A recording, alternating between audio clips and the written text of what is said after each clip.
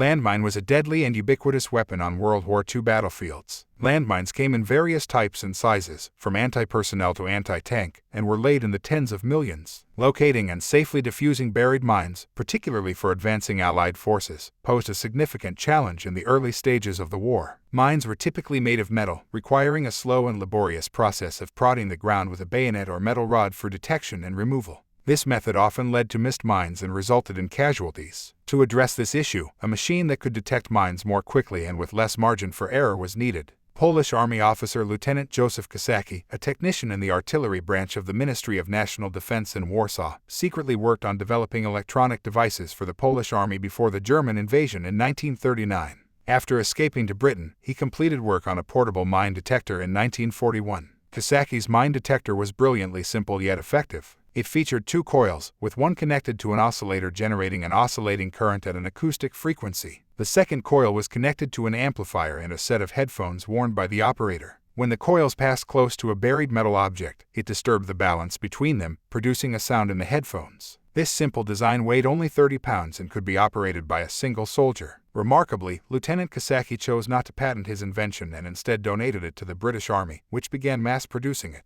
The impact of Kosaki's invention was immediate, with 500 Polish mine detectors being used by the British 8th Army in the Battle of El Alamein in the North African desert.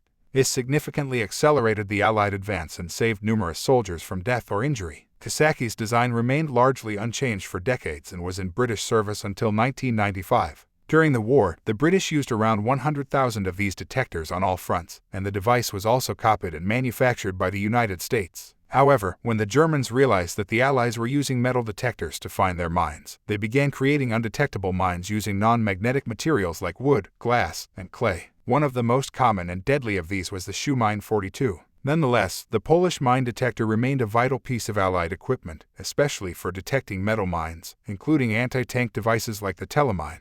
Joseph Kosaki received a personal letter of gratitude from King George VI of Great Britain for his invention. He went on to become a professor and passed away in 1990. This story exemplifies the remarkable ingenuity and selflessness displayed by individuals like Lieutenant Joseph Kosaki, whose inventions had a profound impact on the outcome of World War II.